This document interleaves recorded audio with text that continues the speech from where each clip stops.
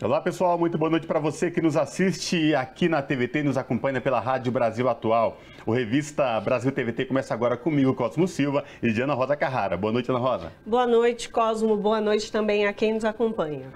Faltando 2 semanas para as eleições, levantamentos de intenção de voto para presidente da República mostra um cenário estável com o ex-presidente Lula, do PT, na dianteira, seguido pelo atual mandatário Jair Bolsonaro, do PL, que tenta a reeleição. No mais recente deles, divulgado pelo Datafolha na noite de quinta-feira, aponta a possibilidade de vitória já no primeiro turno do candidato petista.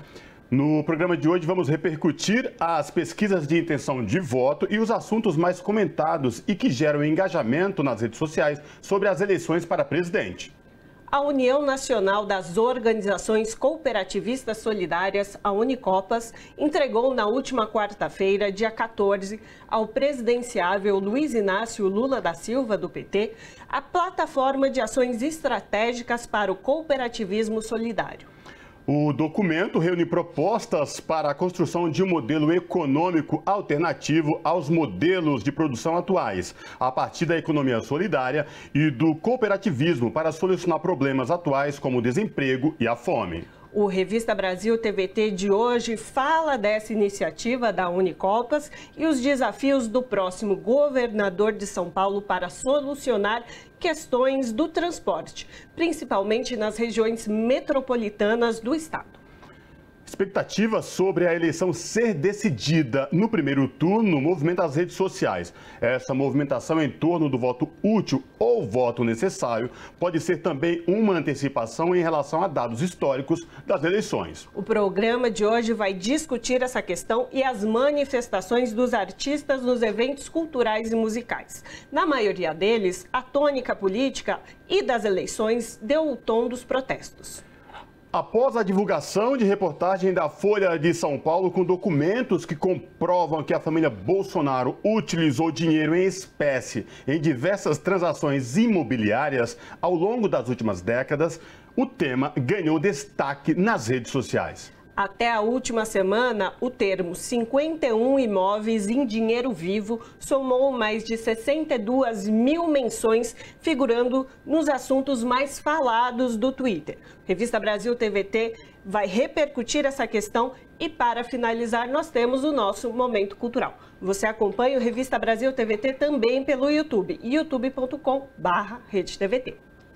E após a divulgação dessa reportagem da Folha de São Paulo, com estes documentos comprovando aí que a família Bolsonaro utilizou dinheiro em espécie em diversas transações imobiliárias ao longo das últimas décadas, como eu falei aqui, o tema ganhou muito destaque nas redes sociais. Até a última semana, como a Ana bem lembrou, o tema com mais de 51 imóveis em dinheiro vivo somou mais de 62 mil menções, figurando nos assuntos mais falados no Twitter. Para falar com a gente sobre essa questão, a Revista Brasil TVT conversa agora com o Tiago Erdi, repórter e colunista do UOL, e que junto com a Juliana Dalpiva revelou essas transações. Olá, Tiago, prazer falar contigo, tudo bem? Seja bem-vindo. Olá, Cosmo, prazer estar aqui com você, com a Ana. Vamos bater um papo sobre essa matéria. Tiago, 51 imóveis em dinheiro vivo, que imobiliária que faz transação hoje em dia com dinheiro em espécie, Tiago? Fala pra gente dessa história. Zé Cosmo, acho legal contar um pouco para vocês como que a gente chegou a essa reportagem, não é? Esse foi um trabalho de 7 meses que partiu da seguinte pergunta, né? Qual seria o patrimônio da família Bolsonaro? Era uma tentativa de compreender que imóveis tinha essa família. Já havia algumas investigações do Ministério Público que tratavam do uso de dinheiro em espécie, não é, para compra, aquisição de imóveis por parte dos filhos do presidente, 2 filhos especialmente, o Flávio Bolsonaro e o Carlos Bolsonaro, mas o que a gente queria entender é saber, enfim, como que isso se dava no restante da família. Então, nesses 7 meses que fizemos uma busca em cartórios de imóveis, para solicitar matrículas de imóveis, cartórios de notas, onde você tem as escrituras dos imóveis, para tentar compreender como que, ao longo dos anos, na vida política do presidente Bolsonaro, que começa no início dos anos 90 como deputado, isso foi se manifestando no patrimônio da família, né? Então, identificamos 107 imóveis adquiridos nesse período, dos anos 90 até os dias atuais. E, para nós, uma surpresa, em alguma medida, constatar que pelo menos metade deles, pelo menos em metade deles havia ali evidências muito fortes, né, muito claras, de uso de dinheiro em espécie para aquisição desses imóveis. E aí essa foi a razão da publicação dessa matéria. Exatamente. E, Tiago, a repercussão disso foi o próprio Bolsonaro tentando se explicar, dizendo que o UOL teria se equivocado na utilização do termo e não seria dinheiro vivo, mas sim moeda corrente, né? Então, ali mostrando um desconforto do presidente com o assunto. Não só dele, mas também como dos filhos. A repercussão, de início, eles tentaram não dar voz a essa denúncia, mas de fato a denúncia é tão concreta que não dá para não dar voz, né? Ele teve que responder.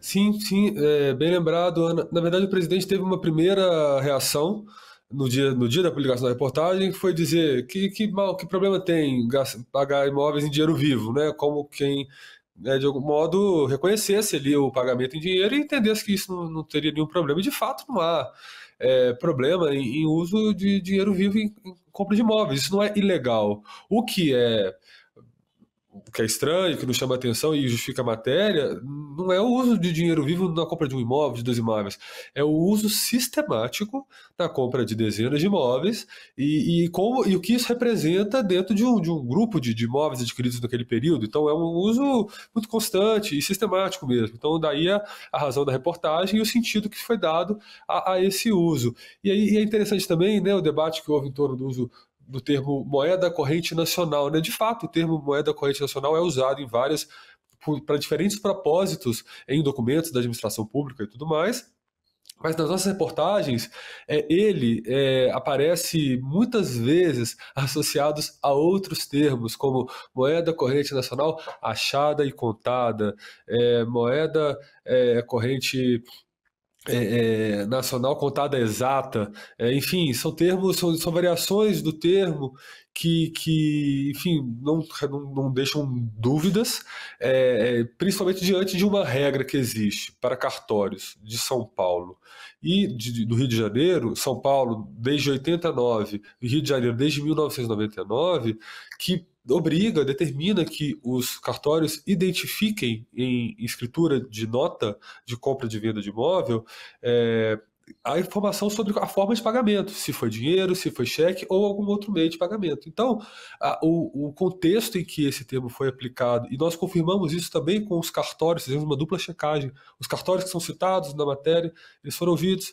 e confirmaram ali que estavam cumprindo o que determina essa legislação. Enfim, foi uma tentativa, eu creio, do presidente, de seus auxiliares, de tentar deslegitimar, seus apoiadores, né, principalmente, de tentar reduzir um pouco o impacto da reportagem, tentar deslegitimar a apuração jornalística, mas não sei se você se lembra, logo após a publicação a gente já publicou também uma nova matéria com os detalhes de cada um dos imóveis ali mencionados, explicando por que, com toda a transparência, por que esses imóveis foram incluídos na reportagem, e lembre-se que dos 107 ainda há 26 que não entraram nessa conta, porque nós entendemos que as informações que havia em documentos oficiais e também não conseguimos contactar vendedores, a gente não saberia dizer em relação a esses 26 quanto se houve uso ou não de dinheiro em espécie, né, nesses casos. Então, estamos falando aí de um fenômeno, de um uso sistemático de dinheiro que pode ser ainda maior do que o que foi apresentado pela reportagem. Tiago, esse trabalho de reportagem que é assinado por você na Folha, no UOL, junto com a Juliana, um trabalho de apuração jornalística, de investigação jornalística, coisa que a gente vem sentindo muita falta de uns tempos para cá, do jornalismo investigativo correto, sério, comprovando tudo que a gente escreve no dia a dia com documentos, com fundamento, para deixar essa história de disse que me disse e, em tempos de fake news, isso é muito importante. Agora, Tiago, quando a gente fala de compra em imóveis, e você bem falando, não é problema comprar qualquer coisa em dinheiro em espécie, mas o que chama a atenção são as cifras dos valores envolvidas na compra desses imóveis. Atualmente, tem transações específicas que dão garantia para o comprador, para o vendedor. E o que chama a atenção são essas cifras, não são R$1.000, R$2.000, nós estamos falando de milhões, Tiago, é isso mesmo, né? Sim, sim, tem alguns imóveis, por exemplo, um imóvel adquirido por um cunhado do do presidente Bolsonaro, né? Ele trata como ex-cunhado, mas porque de fato ele é uma pessoa que não vive mais com a irmã do presidente, mas na verdade no papel eles continuam casados, então isso significa que o patrimônio de um ainda é do outro e vice-versa. Então é uma pessoa da família do presidente. Essa pessoa, em 2018, paga por um terreno e uma casa em Cajati, no interior de São Paulo, 2.670.000 reais em espécie. A gente fica imaginando essa disponibilidade financeira em dinheiro, uma pessoa que enfim, é um empresário, um dono de uma rede de lojas. Como né, ocorre uma disponibilidade dessa em tempos, né, atuais? Estamos falando de 2018, né? Você já tem aí, já tem transferência bancária, você tem diversas formas de realizar com segurança, né, transações imobiliárias, né? Então, a matéria vai mencionar ali que desses 51 imóveis, você vai ter cerca de 26 milhões de reais em valores atualizados referentes às transações. Isso é importante esclarecer, porque houve também alguns equívocos por aí em relação a isso. Porque quando a gente menciona 51 transações, 51 imóveis comprados, a gente está falando de uso total ou parcial.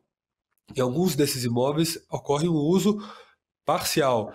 E por isso que é importante deixar isso muito, muito claro, né? São 26 milhões que envolvem as transações, mas diante de uma confusão que houve por parte de algumas pessoas até em torno desse tema, a gente acabou depois voltando aos documentos para poder afirmar com muita certeza que seriam em valores atualizados cerca de 12 milhões desses 26 milhões, com certeza. Com certeza, dinheiro vivo dentro das transações. Mas pode ser mais também, porque há casos em que a gente não consegue afirmar exatamente o total diante da pouca informação pública que existe em relação às transações. Mas é o que você falou, Cosme, é realmente é muito dinheiro. É um dinheiro que, tudo bem, envolve vários integrantes de uma família, não estamos falando só de uma pessoa, envolve um núcleo estendido da família Bolsonaro, mas é relevante, né? É um valor relevante, não é um valor que passaria despercebido. Inclusive, já há uma representação no Ministério Público Federal para se investigar esse uso corrente, esse uso sequencial de dinheiro em espécie, né? Representação que é aí um grupo de jornalistas do Prerrogativas, né? Do grupo Advogados. Isso, Sim. uma representação. Eu queria que você falasse um pouco disso, porque inclusive você já fez uma matéria sobre essa repercussão, porque uma das principais questões é entender se esse dinheiro utilizado nesses imóveis tem relação com lavagem de dinheiro, né? Sim, a gente está falando de vários integrantes da família e você tem providências sendo adotadas diferentes para cada um deles, não é? O caso dos filhos do presidente, o Flávio e o Carlos, que tiveram quebras de sigilo bancário e investigações do caso das Sachadinhas, provas que foram anuladas pelo STJ, mas que levaram a investigação a ser a estaca zero. Então a investigação começou do zero e, em tese, ela está ocorrendo, né? Enfim, então o que há de possível uso de dinheiro vivo para lavagem de dinheiro, né, para ocultar uma ação criminosa, possivelmente criminosa, que era o caso a rachadinha, que paira como grande investigação relacionada aos filhos do presidente. Isso, em tese, estaria sendo investigado hoje pelo Ministério Público do Rio, numa condição, enfim, de não poder utilizar certas provas por conta de uma questão processual, mas que, enfim, vai haver algum desenvolvimento disso em algum momento. Há partes da família que nunca foram, que não estão sob investigação. Você tem o Eduardo, que teve também algum indício de uso de dinheiro em espécie, mas não houve investigação. A mãe dos filhos do presidente, que ex-esposa do Bolsonaro, que também não teve muita investigação sobre a sua participação em parte dessas suspeitas que existe em torno do uso de dinheiro vivo em certos períodos, né? E isso sendo identificado em quebras de sigilo. Então isso é algo que honestamente, se há alguma investigação em curso a gente não sabe, está em sigilo.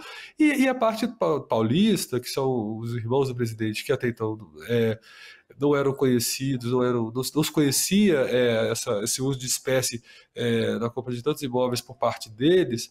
Isso foi alvo de uma peça, de um pedido de investigação por parte de advogados do Grupo Prerrogativas e, enfim, isso acabou de acontecer. Então, ainda temos aí bastante tempo para observar como que as autoridades vão se comportar em relação à necessidade de verificação desses tempos, até porque, sejamos justos, né, o jornalismo tem limitações de ação, né? A gente não é capaz de revelar tudo, de esclarecer tudo. Tem certas coisas que só mesmo a investigação por parte de autoridades que têm acesso a ferramentas muito mais complexas e importantes para a compreensão disso, para realmente esclarecer se há ou não a origem ilícita, em parte ou na totalidade, desses valores que foram usados para a compra de imóveis por parte desse núcleo da família do presidente. Tiago, vou fazer duas perguntas para você agora. Nosso tempo está chegando ao final, infelizmente. Mas assim, sempre que jornalistas escrevem matérias, apuram matérias, denunciando certas questões envolvendo a família Bolsonaro e o próprio presidente, esses jornalistas são vítimas, são atacados constantemente. Na internet, no seu trabalho, enfim, de várias formas. Queria saber se vocês sofreram algum tipo de perseguição, alguma ameaça. Eu sei que a Juliana já havia recebido algumas ameaças. Queria saber de você sobre essa questão. E mais, teremos desdobramentos desse trabalho jornalístico de vocês dois? A coisa continua? Você que pode falar para a gente. Não, a gente vai seguir acompanhando, né? Esse é um tema que chamou muito a nossa atenção e sempre surgem novas informações, coisas que a gente verifica que procedem, coisas que a gente não sabe ainda se procedem. A gente vai seguir acompanhando o caso, vai seguir acompanhando esses personagens enfim, para realmente dar continuidade ao trabalho que começamos. Sobre ameaça, olha, eu não tenho a rede social, eu não tenho Twitter, eu não tenho Instagram, eu não tenho TikTok, não tenho nada. Eu vivo minha vida aqui como um jornalista que só me preocupa realmente em dar publicidade ao meu trabalho, e isso acaba talvez me deixando um pouco menos exposto a ataque de robô, né? Que eu acho que isso é uma coisa muito grave, né? Muito honestamente, não tive nenhum ataque direto, algo que tenha me preocupado por parte da família do presidente ou de pessoas próximas a ele, ou algo que pudesse hoje, nesse momento, no dia atual, me trazer preocupação. Enfim, eu acho que, para mim, isso é um reconhecimento de que o trabalho é sério, né? Então, nosso trabalho como jornalista aqui no UOL é de muita transparência sobre processo jornalístico, sobre como alcançamos cada informação, respondendo a todas as perguntas que puderem ser feitas em relação àquilo, com transparência, com clareza, sendo direto. Eu acho que veio aqui, inclusive, participar do programa pensando nisso.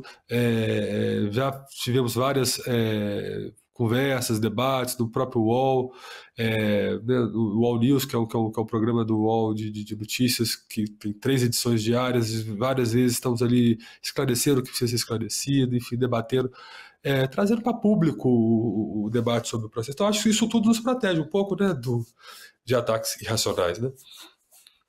Certo, então, conversamos com o Tiago Erdi, que é repórter e colunista do UOL. Tiago, muitíssimo obrigada pela sua participação, e a gente segue acompanhando o caso, que com certeza vão ter desdobramentos daí para frente. E parabéns pelo trabalho, viu, Tiago? Para você e para Juliana Alpiva, viu? Parabéns. Obrigado, Costa. Obrigado, Ana Rosa. Foi um prazer participar aqui com vocês. Estamos sempre aí à disposição, tá bom? Um grande abraço. Faltando 2 semanas para as eleições, levantamentos de intenção de voto para presidente da República mostram um cenário de estabilidade, com o ex-presidente Lula, do PT, na dianteira, seguido do atual mandatário Jair Bolsonaro, do PL, que tenta a reeleição. no mais recente deles, divulgado na última quinta-feira pelo Datafolha, aponta a possibilidade de uma vitória já no primeiro turno do candidato petista. Para falar com a gente sobre o cenário político e essas pesquisas de intenção de voto, nós conversamos agora com André Singer, que é cientista político e professor. Boa noite, professor André Singer. Prazer falar com o senhor. Seja bem-vindo. Tudo bem? Boa noite. Prazer falar com as companheiras e companheiros da TVT. Professor André Singer, faltamos hoje, sábado, no dia que o Revista Brasil TVT está indo ao ar inédito, ele também é reprisado durante a semana, e no domingo, 2 domingos para as eleições presidenciais. À medida que as eleições, a data vai chegando, se intensificam também levantamentos de intenção de voto. O que nós percebemos é que nos últimos levantamentos, vem constatando aí uma instabilidade com o dianteiro do ex-presidente Lula à frente, né? E também questionamentos de possibilidades, primeiro turno ou no primeiro turno. Professor, traz para a gente uma análise de que a gente pode entender desses levantamentos, por favor. Olha, segundo eu entendo dessa última pesquisa do Datafolha, que saiu na sexta-feira, o principal elemento é o fato de que o atual presidente da República parou de subir. Ele, de fato, digamos, nos últimos meses, recuperou, por assim dizer, uma parte da votação que ele teve em 2018. Ele, em certa medida, deve ter se beneficiado das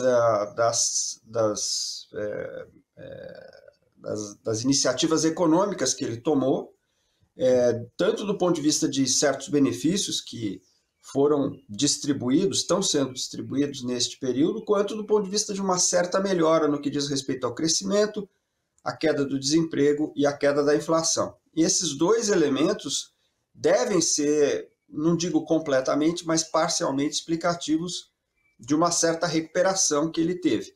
Mas, aparentemente, esses dados são sempre relativos porque a gente não sabe o que vem pela frente. Mas, até aqui, o que parece estar mostrando a pesquisa Datafolha de sexta-feira é que o presidente parou de crescer, o atual presidente parou de crescer, e o ex-presidente Lula continua, então, no patamar em que ele já estava, numa diferença muito considerável em relação ao segundo colocado, talvez não suficiente ainda para assegurar uma vitória em primeiro turno, mas essa possibilidade continua aberta. Professor, a gente também tem alguns números que são muito significativos. Primeiro, o número dos votos cristalizados, aqueles votos em que a pessoa já não muda mais de opinião, já não altera. Pelo que a gente vem repercutindo, é que essa cristalização aconteceu já com uma antecipação grande perante as outras eleições e também a rejeição dos dois, o nível de rejeição que tem principalmente Bolsonaro, que nesse último levantamento foi mais de 53%, que é muito significativo, né? Eu gostaria que o senhor comentasse esses números. Sim, a questão da cristalização é muito forte, porque, na verdade, eu até estive analisando dados mais antigos estes dias e verifiquei que o ex-presidente Lula já tinha 46% um ano atrás. É como se uma parte significativa do eleitorado já tivesse decidido voto há muito tempo. E a campanha não está tendo muito efeito. É curioso isso, porque todo mundo, eu também, né? Ficamos aguardando o início da campanha para ver o que iria acontecer. Todo mundo sabe que uma parte do eleitorado só presta atenção mais detidamente quando começa a campanha, mas não está tendo muito efeito, né? Até aqui não teve um efeito importante. Então, de fato, os dados indicam uma cristalização do voto que pode seguir assim. É claro, sempre é preciso fazer a ressalva que pode mudar, tanto para um lado quanto para o outro. Mas até aqui parece indicar sim que uma parte significativa do eleitorado já tinha tomado a decisão antes mesmo de começar a campanha. Com relação a essa diferença que vem se mantendo, a indicação é que mesmo num segundo turno, né, é bastante provável hoje, né, com os dados que nós temos hoje, uma vitória do ex-presidente Lula. Né? Isso está bastante digamos, consistente no conjunto de dados que a gente tem. Professor, eu quero levantar e discutir com o senhor agora. Por exemplo, tivemos o IPEC, Datafolha, né, levantamentos que mostram aí a dianteira do ex-presidente Lula. Jair Bolsonaro, atual mandatário da República, nos números lá meio que estabilizados. Na sequência, Ciro Gomes e Simone Tebet e alguns outros levantamentos. Big Data, levantamentos feitos por telefone de Genial Quest, enfim, BTG Pactual.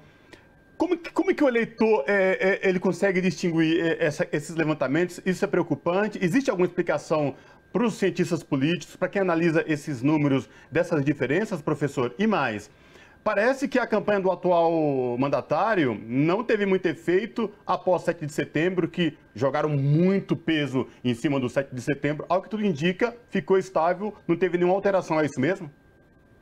Olha, são duas questões aí. Existe, de fato, este ano, uma proliferação de pesquisas, como talvez a gente nunca tenha tido. Boa parte dessas pesquisas são respeitáveis e usam metodologias um pouco diferentes, e por isso é que há um resultado diferente. Mas eu diria que, na maior parte delas, elas convergem. Embora haja aqui e ali diferenças, mas não são diferenças muito expressivas. São diferenças, mas não são muito expressivas. Uma das explicações dessas diferenças é que as pesquisas presenciais captam mais o voto do eleitor de baixa renda do que as pesquisas telefônicas. E por isso que as pesquisas presenciais dão uma votação maior para o ex-presidente Lula, que tem visivelmente uma base entre os eleitores de menor renda. Essa é uma das questões que a gente deve observar nesse momento. Agora, tem um ou outro instituto, não é, que dão resultados muito díspares. Aí a gente precisa olhar com uma certa desconfiança, porque precisa ver com muito cuidado quem é que está financiando essas pesquisas e o que elas dizem. Porque as demais todas convergem no fato de que há uma liderança do ex-presidente Lula e o atual presidente da República está em segundo lugar. Professor, queria agora conversar com o senhor sobre o fenômeno das abstenções. A gente teve aí eleições de 2018, eleições de 2020 em meio à pandemia. Essa eleição 2022, primeira após esse processo que a gente viveu de uma pandemia, de um vírus que matou tanta gente e que fez muita gente não sair de casa, provavelmente, para votar em 2020. É um fenômeno ainda que há que se pesquisar. Eu queria ouvir o senhor sobre esse processo das abstenções, como que a gente pode projetar para esse ano de 2022? Há como fazer essa projeção? Essa é a pergunta. Olha, eu não conheço nenhum trabalho científico que faça uma projeção. O que eu posso dizer é que nós temos um fenômeno que é um maior interesse pela eleição, né? Esta eleição é uma eleição, vamos colocar assim, a polarização que vem ocorrendo no Brasil já há muitos anos, ela não é um fenômeno positivo, sobretudo no ambiente que foi criado, que é um ambiente de muito ódio, né? De muita, digamos, violência, que nós temos que rejeitar e denunciar. Agora, isso, infelizmente, gerou também um grande interesse, né? As pessoas estão entendendo que é uma eleição crucial e estão mais interessados. Isso deveria diminuir a abstenção. Por outro lado, nós sabemos que para os eleitores de menor renda é difícil votar. Por exemplo, no norte do país, onde as distâncias são muito grandes, é difícil chegar até as urnas, você pode ter, numa situação que é uma decorrência indireta da pandemia, porque nesse momento nós estamos vivendo uma baixa da pandemia, né? Mas o fato é que as condições sociais pioraram muito nos últimos anos. E com isso, você tem mais eleitores de baixa renda com mais dificuldade de votar. Então, isto poderia, em certa medida, contrabalançar a tendência anterior, que é, havendo mais interesse, tende a haver mais comparecimento. Isso é o que eu posso fazer como consideração, sem, digamos, poder fazer uma previsão exata no que isso vai resultar. Nós, em geral, no Brasil, temos uma quantidade de abstenção não é muito alta para padrões europeus e americanos, sobretudo americanos, onde a abstenção é muito grande. Nós temos uma abstenção menor e estável. Eu não saberia dizer se nós vamos ter uma grande modificação deste índice neste ano de 2022. Eu quero discutir com o senhor agora, né, repercutir essa questão do último levantamento da Datafolha, sobre a questão dos colégios eleitorais. Os maiores, São Paulo e Rio, Datafolha mostra que o presidente Lula ele ampliou essa vantagem, Minas continua na frente. E dessa rejeição que a Ana falou no começo da nossa conversa, e que um recorte muito importante, o índice de reprovação de Bolsonaro entre as mulheres. Eu queria ouvir o senhor sobre esses 3 pontos. Não, eu deixei até, me escapou responder a pergunta da Ana sobre a rejeição, eu vou fazê-lo agora. Essa questão da rejeição é fundamental mesmo, porque essa rejeição do atual presidente da República, da ordem de 53%, é impeditiva de uma vitória dele, né? Porque mais da metade do eleitorado, por isso que eu me referi lá atrás ao segundo turno, é isso que eu quis dizer, né? Que a rejeição, ela, mesmo que se vá para um segundo turno, uma rejeição de mais de 50%, praticamente elimina a possibilidade de vitória em segundo turno. Eu repito, essas coisas podem mudar, mas neste momento esse é o quadro que está dado. Com relação à questão das mulheres, também é bastante forte a estabilidade da diferença em favor do ex-presidente Lula entre as mulheres. Isso não está mudando com a campanha significativamente. Minha impressão, mas eu posso estar equivocado, é que isso tem a ver com o fato de que o desemprego, que particularmente entre os eleitores de baixa renda, ficou muito forte com a pandemia, é mais forte ainda entre as mulheres. Eu acho eu tenho a impressão de que essa é uma explicação, porque as mulheres, o emprego está voltando, não é? Que é muito bom, mas ainda é alto, né? Nós estamos com 9,1% de desemprego no Brasil, que eu acho que está atingindo ainda mais as mulheres, os jovens e os afrodescendentes. Então, isto é parte da explicação de que em todos esses segmentos nós temos uma dianteira do ex-presidente Lula. Professor, na verdade, essa eleição já é uma eleição histórica desde lá de maio, né? Porque foi feita ali no processo de maio uma campanha para que os jovens de 16 a 18 anos, principalmente, onde o voto é facultativo, né? Escolhido pela pessoa se ela vota ou não nessa idade, nesse período, foi feita uma grande campanha para que essa população aderisse a se inscrever para votar. E, de fato, houve mais de 6% de aumento dos votantes, né, da população votante para essa eleição de 2022, que já é um número recorde desse processo, né, desse aumento. Você consegue avaliar o que esse número pode repercutir, tendo em vista que nesse campo desse campo eleitorado jovem, o Lula também pontua bem mais do que o atual presidente? Eu acho que reforça essa tendência que eu comentei antes, né? O segmento jovem é um desses segmentos em que o ex-presidente Lula está à frente, tem estado à frente desde o início, vamos dizer, deste ano, e se mantém, né? Eu penso que uma das explicações é essa que eu mencionei, ou seja, o desemprego é mais alto também entre essa população jovem, né? Veja, eu tô enfatizando o aspecto econômico porque, aparentemente, ele está sendo decisivo nessa eleição, não é? Realmente há e isso até é muito interessante, porque esses benefícios todos não têm tido efeito, porque, aparentemente, todos esses segmentos que foram muito prejudicados nos últimos 4 anos tomaram consciência de que isso não vai mudar. Não é? De que o que está sendo produzido agora é muito ocasional e tem um sentido eleitoral, né? Pelo menos é o que a gente pode deduzir dos dados que nós temos nesse momento.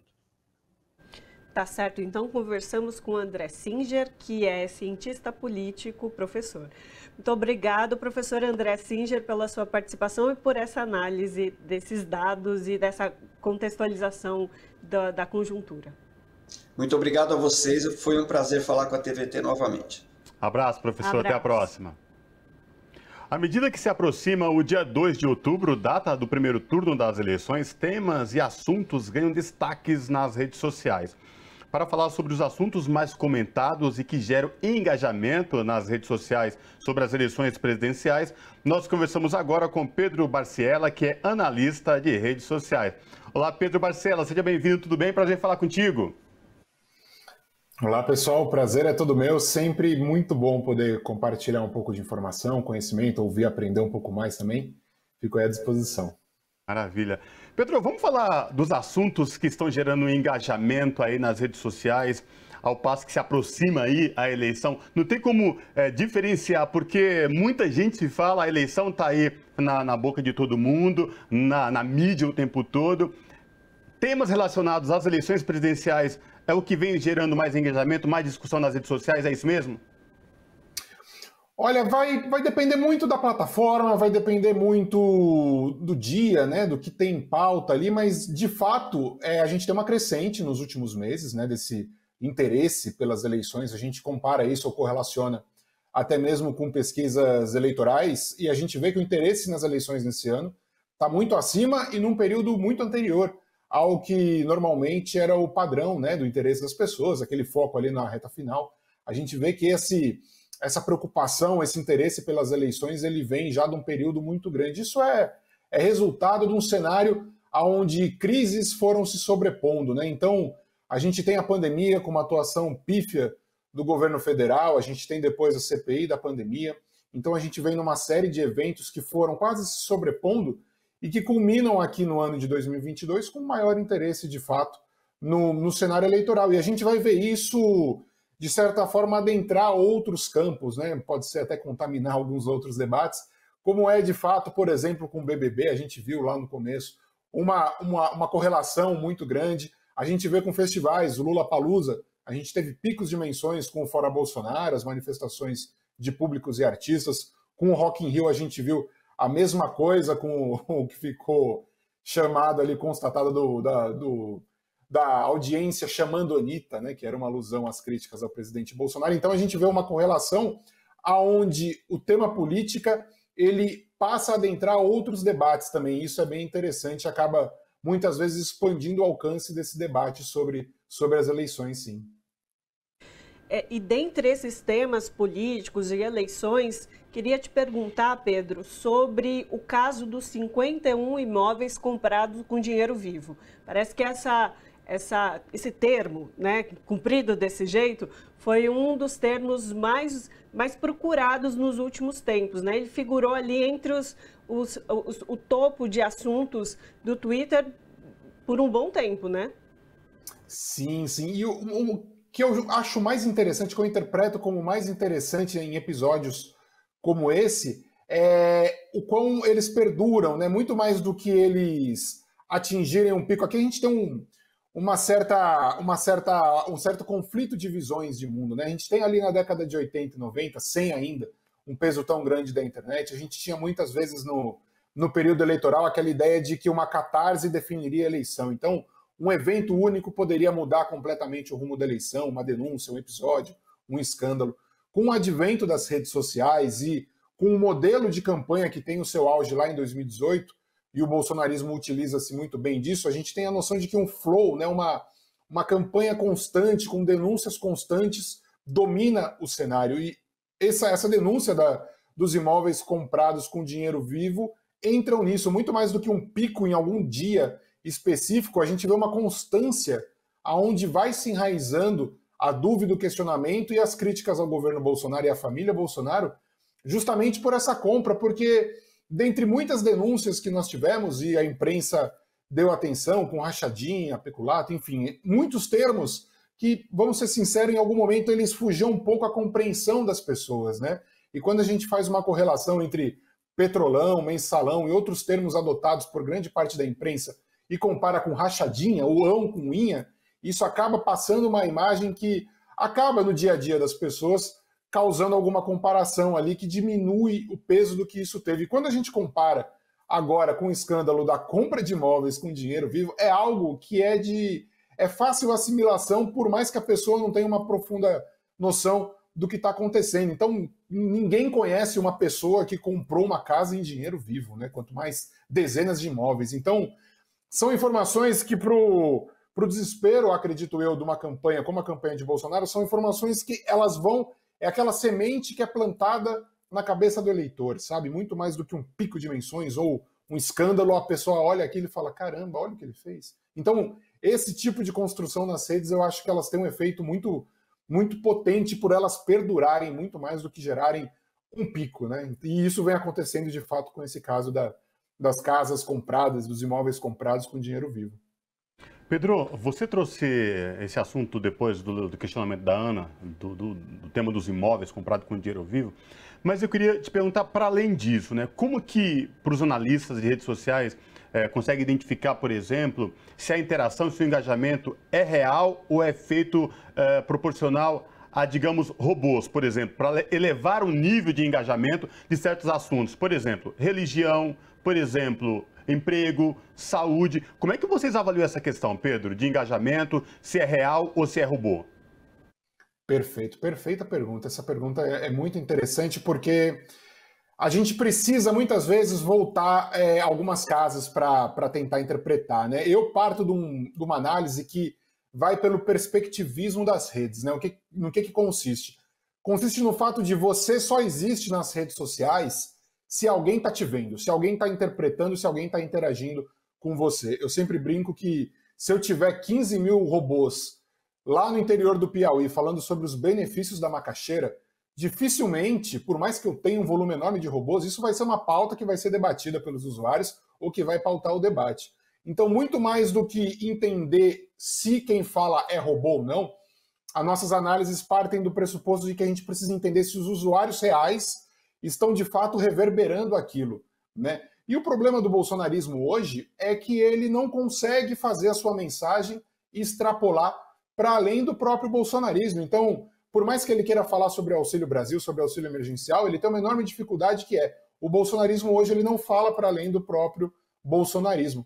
Aí uma comparação que eu faço é aqui em São Paulo, lá em 32, quando São Paulo entra em guerra com o resto do Brasil, eles utilizavam, por falta de armamento, por falta de munição, um equipamento que se chamava matraca. A matraca basicamente simulava o efeito de uma metralhadora e na trincheira o adversário não sabia se o paulista estava atirando, se o paulista tinha munição ou se de fato não tinha ninguém armado ali. O bolsonarismo ele tem um costume de fazer isso nas redes sociais. Por mais que eles sejam um volume reduzido de usuários em determinada pauta, eles emulam uma produção de conteúdo e de interações muito maior do que de fato eles são em proporcional ali aos usuários bolsonaristas. Então quem está do outro lado, se não tiver um acompanhamento de análise de redes, um acompanhamento do cenário eleitoral, vai de fato achar que o bolsonarismo muitas vezes ele é maior do que é.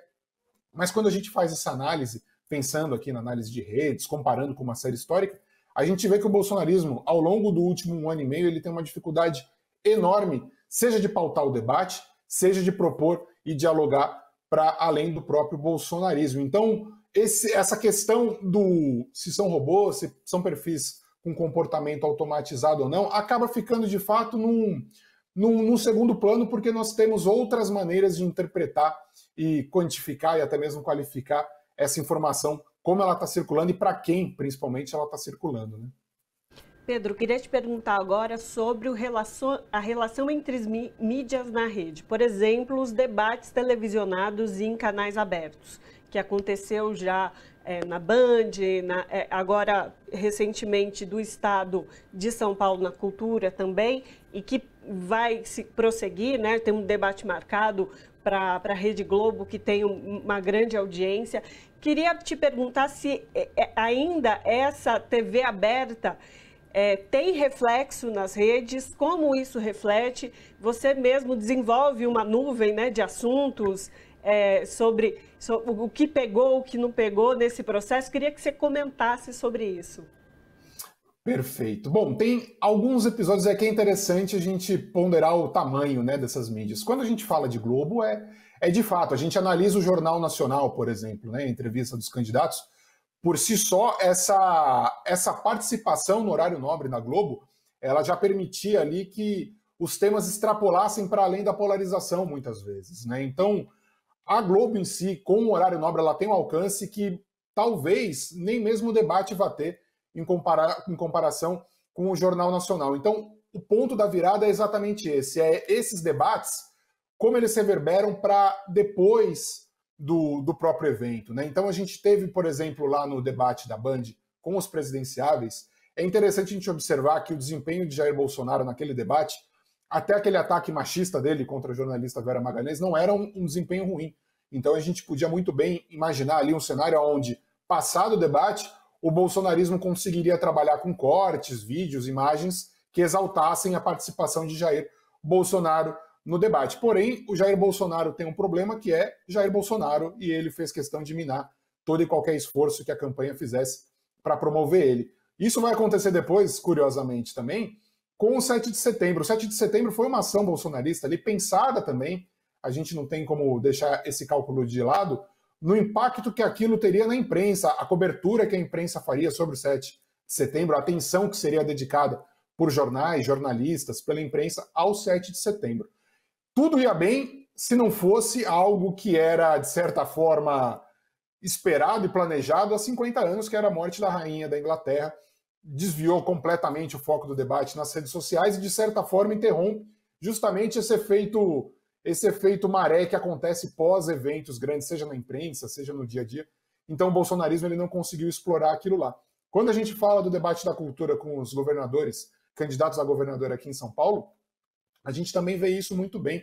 A gente teve uma audiência baixa durante o debate, mas no pós-debate a gente vê o estrago que aquela atitude machista do deputado bolsonarista causou na campanha de Tarcísio, causou na campanha do próprio candidato, e como isso impediu, de certa forma, que o bolsonarismo utilizasse recortes, trechos que seriam explorados no pós-debate, né? Então, pensando na Globo, pensando na mídia, a gente tem que ter a ideia do peso que eles têm ali na hora, e isso é inegável, né? Mas também tem esse pós, e esse pós talvez seja onde o bolsonarismo vem encontrando mais dificuldade por causa do próprio bolsonarismo que tropeça no próprio pé ali no pós-eventos como esse, né? Pedro, você tocou nesse assunto dos debates, o que são recortados e depois repercutidos nas redes sociais. E aí, esse exemplo que você trouxe, tanto da Bandeirante, do ataque machista do atual presidente, a jornalista e também a Vera Magalhães. E no debate dos pretendentes ao cargo de governador do estado aqui em São Paulo, isso é que ficou mais evidente o pós-debate, porque no pós-debate ninguém falou sobre educação, mobilidade urbana, transporte, emprego, saúde, educação. Esses temas que são tão importantes ficaram de lado, mas o foco nas redes foi exatamente isso, essa questão do Douglas Garcia, em referente, mais um ataque à Vera Magalhães. Como é que a gente mede isso, entendeu? Deixar um assunto que para o eleitorado seria tão mais importante, que propostas esses candidatos oferecem, né? O que pretendem fazer em temas importantes para o Estado, e do nada o que ganha destaque esses ataques machistas do deputado a jornalista. Tem como mensurar isso? Tem sim. São temas que naturalmente e felizmente, eles acabam ganhando um peso que é de fato necessário, né? Porque não são eventos isolados se a gente parar para analisar essa série histórica, né? A ação machista do Bolsonaro contra a jornalista Vera Magalhães, a ação machista do deputado contra a mesma jornalista, elas entram numa série histórica que é uma marca do bolsonarismo, né? Não tem como a gente fugir disso, justamente por isso o debate se pauta por isso. Se a gente pegar, nessa semana a gente teve as agressões que foram relatadas pelo candidato Ciro Gomes lá no Rio Grande do Sul, a gente teve o candidato a deputado Guilherme Boulos relatando que foi ameaçado por arma de fogo, a gente teve o episódio envolvendo a dona Ilza aqui no interior de São Paulo, que foi atacada por um bolsonarista. Então, enfim, o outro petista que foi morto com golpes de faca no interior do Brasil. São vários episódios, né, que compõem o bolsonarismo. Então, é interessante a gente observar que, de fato, esses temas são muito mais importantes para o Brasil como um país, como ideia de nação, economia, saúde, emprego, educação, Mas o que nós temos hoje, o que está dado, é a violência, né? É um lado que se propõe desde 2018 a aniquilar o outro lado que ele entende como inimigo e não como adversário político. Então, nós temos, de fato, esses outros temas que são muito importantes para a sociedade, mas eu entendo que parte da imprensa, de fato, nesses últimos 8 meses, entendeu que a polarização ela não se dá entre o PT e o bolsonarismo, né? E sim a um lado tentando aniquilar o outro lado. E o outro lado não é o PT. O outro lado é a imprensa, é quem pensa diferente, é quem expõe ideias. Isso acaba se sobrepondo porque o outro lado disso é a barbárie, né? Então se sobrepõe de fato, não tem como negar. É isso, então, conversamos com Pedro Barciela, que é analista de redes sociais com foco em política. Pedro, muitíssimo obrigada pela sua participação com a gente aqui hoje. Eu que agradeço, pessoal. Fico à disposição. Muito bom conversar com vocês. Abraço. Abraço. E a gente vai para um breve intervalo e volta já já.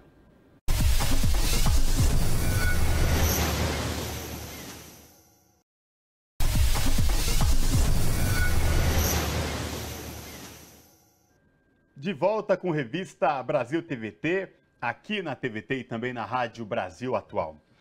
O maior estado da federação, São Paulo, tem rodovias diversas, uma malha ferroviária extensa e muitos passageiros diários que utilizam o transporte público.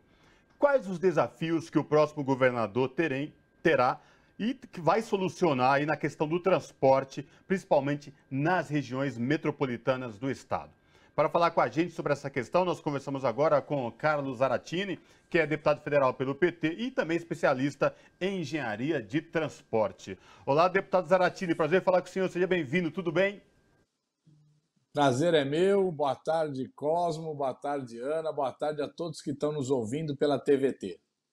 Deputado Zaratini, eu falei aqui no começo da minha introdução aqui do nosso tema, que São Paulo é o maior estado da federação, tamanho de economia, rodovias diversas, uma malha ferroviária extensa e milhares de passageiros que utilizam o transporte público no estado de São Paulo, principalmente nas regiões metropolitanas. E há um gargalo muito grande nessa questão. Eu queria ouvir sobre isso, deputado. Bom, nós temos aí o transporte público metropolitano, né? Você sabe, nós temos região metropolitana de São Paulo, de Campinas, da Baixada Santista, da região de Sorocaba, do Vale do Paraíba.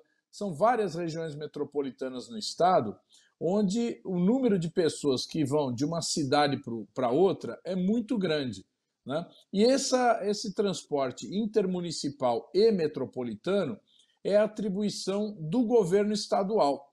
E o governo do estado, atualmente, está fazendo um trabalho horroroso, né? Eles desmantelaram a EMTU, que era a empresa que deveria regular esse transporte.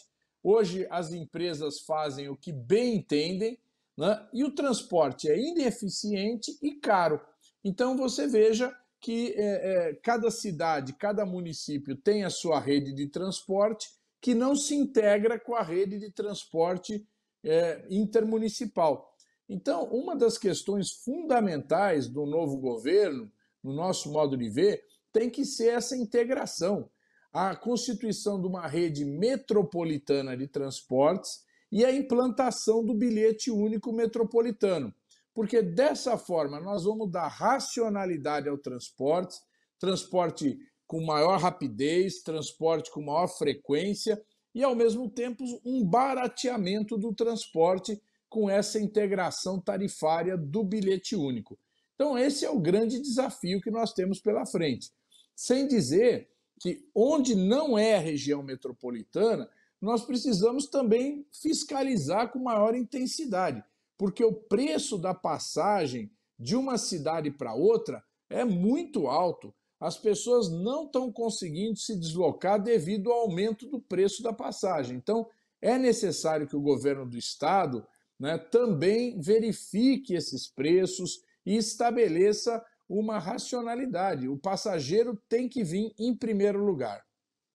falando exatamente sobre essa demanda do valor da passagem, deputado, queria repercutir com você o corte de gratuidade que houve para idosos entre 60 e 65 anos, feito pelo governo Dória no ano de 2020, e isso repercutiu muito, porque essa é uma faixa etária ali de uma população em parte aposentada, em parte até não, mas uma grande faixa que ali perdeu a gratuidade, um direito ali né, da sua fase idosa e perdeu a acessibilidade ao transporte público, né? Veja você, a gratuidade por lei, pela lei da proteção aos idosos, né, o Estatuto do Idoso, ela deve ser a partir de 65 anos. No entanto, o governador Mário Covas, quando governou o estado de São Paulo, ele instituiu a gratuidade no metrô, nos trens e no intermunicipal a partir dos 60. E aí, quando o Haddad foi eleito prefeito de São Paulo, ele acompanhou, colocou gratuidade também a partir dos 60 nos ônibus da capital. Aí saiu o Haddad, veio o Dória, e o Dória, como prefeito, né, e o Dória, aliás, aí o Dória foi para governador, e o Dória como governador e o Bruno Covas como prefeito de São Paulo acabaram com esse benefício. Voltaram a gratuidade para 65 anos. Então, milhares de pessoas com entre 60 e 65 anos perderam o direito de utilizar gratuitamente o transporte. E veja você, é uma faixa de idade onde tem muita gente aposentada, é uma faixa de idade onde muita gente está desempregada e é uma faixa de idade que as pessoas precisam fazer idas ao médico, ida à fisioterapia, precisam se deslocar. Então, é um programa social. Nós, ganhando a eleição, o Haddad, vamos fazer, não tenha dúvida, a recomposição desse benefício, né? Então, vamos voltar a gratuidade aos 60 anos. É possível implementar aqui na região metropolitana o bilhete único metropolitano? Por que eu falo para o senhor? Exatamente nisso que a Ana tocou e desse gargalo que envolve toda a região metropolitana. Eu vou trazer um exemplo aqui na região, por exemplo, ABC Paulista, região de Osasco e Guarulhos, que envolve toda a região metropolitana aqui da capital. Então, a minha pergunta, é possível, o senhor que é especialista em transporte, engenharia de transporte, é possível a implementação de um bilhete metropolitano para toda a região? Olha, eu vou dizer a você, nós fizemos o bilhete único na maior cidade do país, que é São Paulo, né? Muita gente falava, mas será que vai conseguir? E nós conseguimos, né? Nós conseguimos porque nós trabalhamos com muito afinco, nós fizemos uma concertação, um entendimento com as empresas de ônibus, com os transportadores das cooperativas, e nós fizemos um grande projeto, e deu certo. Depois foi implantado em Guarulhos, foi implantado em Campinas, né? Então, veja bem, tem um problema que esse transporte intermunicipal ele tem a chamada tarifa quilométrica. Então, o passageiro paga mais caro quanto maior for a distância. Enquanto que na cidade de São Paulo era tarifa única, era um preço único para qualquer distância. Então, nós vamos ter que ter uma engenharia, uma economia, né, para fazer essa adaptação do bilhete único, da forma como ele é feito na cidade de São Paulo, Campinas, Guarulhos e outras cidades, para esse transporte metropolitano.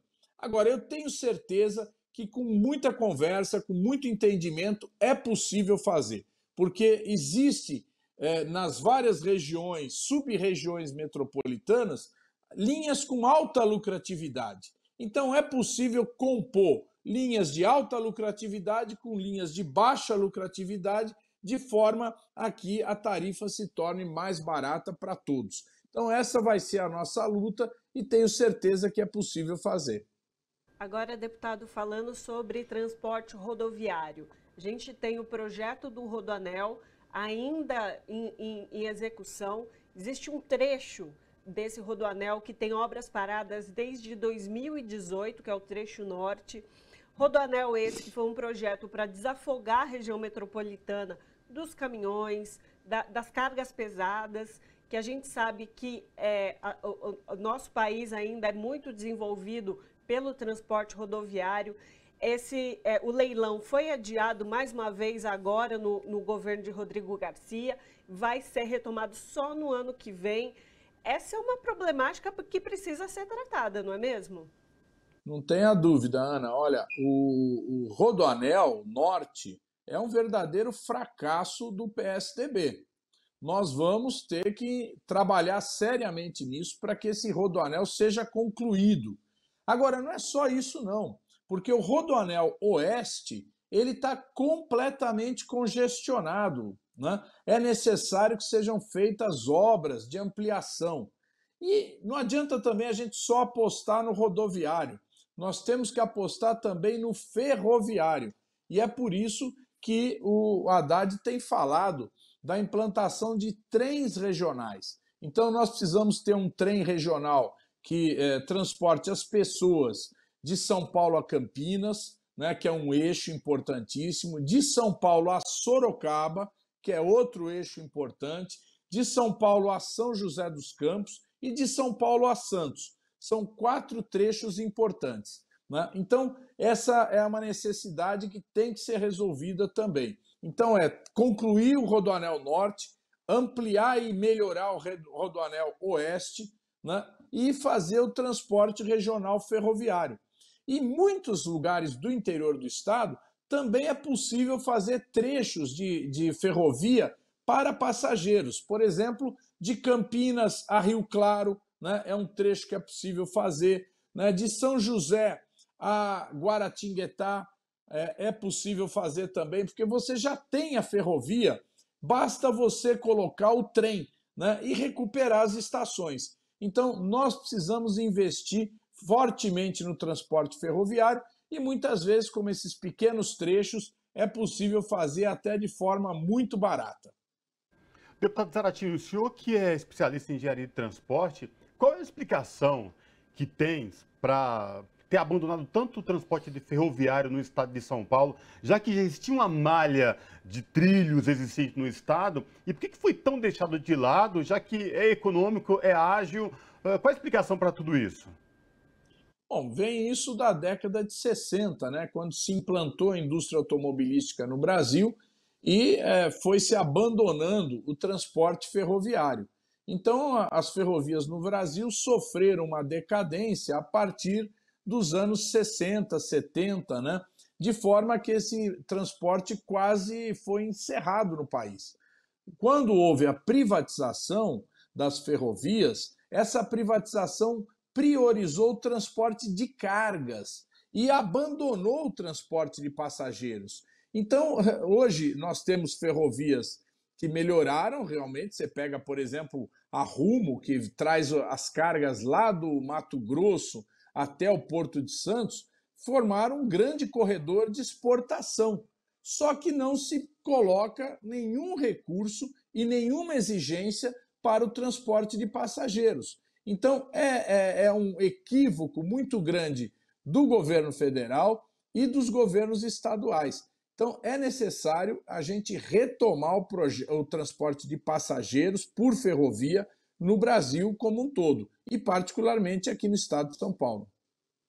Deputado, o senhor colocou questões aí bastante importantes sobre o transporte rodoviário, o transporte sobre trilhos, mas, de fato, o que incide da população, a qualidade do transporte urbano, é uma questão a se tratar, né? A gente sabe que a maioria dos casos, acho que 100% dos casos em São Paulo, são concessões para empresas privadas, né? E como lidar com essa questão da qualidade, para além da tarifa, para além do acesso, da gratuidade, todos esses aspectos sobre a qualidade do transporte para que as pessoas possam ir e vir de uma maneira mais humana, né? Deputado, a gente falou aqui de transporte ferroviário, falou de transporte rodoviário, mas o transporte urbano é aquele que incide no dia a dia da população. A gente já falou também da acessibilidade, dos valores, mas eu queria tratar com você sobre a questão da qualidade, né? A gente sabe que são as empresas responsáveis por essa qualidade desse transporte de ir e vir da população, mas como o governo do estado pode incidir para que seja garantido esse transporte humano para a população? Então, o governo do estado tinha uma empresa chamada EMTU, né? Essa empresa ela é a responsável por fazer essa regulação e essa fiscalização do transporte, né? O governo Dória fechou a MTU. Então, é necessário que a gente recomponha a MTU, que haja fiscalização de forma eficiente. O governo não pode deixar as empresas fazer o que querem, que é o que está acontecendo hoje em São Paulo. As empresas de ônibus são absolutamente livres para maltratar o passageiro, né? Tirar o máximo possível de dinheiro do passageiro e maltratar o quanto puder. Resultado disso, as pessoas sofrem enormemente com esse transporte. Então, é necessário reorganizar a MTU e ela ter um papel, uma personalidade forte para impor às empresas a qualidade de serviço que o passageiro merece. Estamos com o Carlos Zaratini, que é deputado federal do PT por São Paulo e especialista em engenharia de transporte. Deputado, muitíssimo obrigado pela sua participação conosco hoje. Eu que agradeço, muito obrigado a vocês e a atenção de todos os ouvintes. Abraço. Abraço. As manifestações dos artistas nos eventos culturais e musicais vêm ganhando notoriedade. Na maioria delas, a tônica política e das eleições estão dando o tom dos protestos. Sobre essa questão, nós conversamos agora com Juca Ferreira, que é sociólogo e foi ministro da Cultura. Boa noite, Juca. Tudo bem? Prazer falar contigo. Seja bem-vindo. Obrigado. Saudações para vocês dois e para o público. Maravilha. Juca, vamos falar um pouco dessas recentes manifestações dos artistas em eventos culturais. De um tempo para cá, tudo que tem evento cultural que envolve artistas aí, a gente vem presenciando posicionamentos, na maioria das vezes, posicionamentos ligados à política. Como entender tudo isso, Juca? Como que a gente pode interpretar essas manifestações em um momento tão importante que o país vem passando? Primeiro, a coisa mais óbvia é que os artistas são cidadãos e cidadãs. Então, eles têm política, interpretam a realidade e é evidente que usam o poder de mídia que tem, o capital simbólico que todo artista tem para expor suas ideias e seus posicionamentos. O segundo aspecto é que o atual governo declarou guerra à cultura e à arte. Não sei o que estou dizendo, não. O Bolsonaro usa, e toda a sua entourage usa o termo guerra cultural. Eles acham que tem que restabelecer a cultura, eles são contra a liberdade de expressão, eles perseguem artistas. Por exemplo, reabriram processos administrativos de recursos públicos usados por artistas de 10 anos atrás, que já estão para lá de fiscalizados. Então, é guerra que foi declarada pelo governo e falta de sensibilidade total, porque a pandemia prejudicou muitos setores da vida brasileira, mas a cultura e a arte foram os mais afetados. Passamos aí quase 2 anos sem poder fazer show, espetáculo, peça de teatro, nada que significasse aglomeração podia ser feito. E é evidente que qualquer governo minimamente sensível ia procurar apoiar os artistas, a área cultural em geral. E o governo não só não fez, como continuou um processo de demolição, extinguiu o Ministério da Cultura, tentou acabar o IPHAN, prendeu o dinheiro do cinema, um dinheiro orçamentário importante que está lá, não depende de nada, suspendeu todo o sistema de fomento e incentivo à cultura. Então, ele comprou uma briga que ele não sabia com o que ele estava brigando, porque, na verdade, a arte e a cultura têm um poder simbólico, são muito queridos pela população.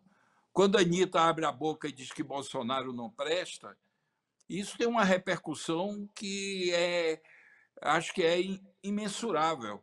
Quando Caetano, Gil, Chico César, qualquer artista de qualquer área levanta e diz: esse governo é nefasto, isso tem uma repercussão grande. E o governo só está se tocando agora porque vai concorrer à eleição, porque, na verdade, foi de uma insensibilidade gigantesca, só fez prejudicar e dificultar a vida da arte e da cultura no Brasil.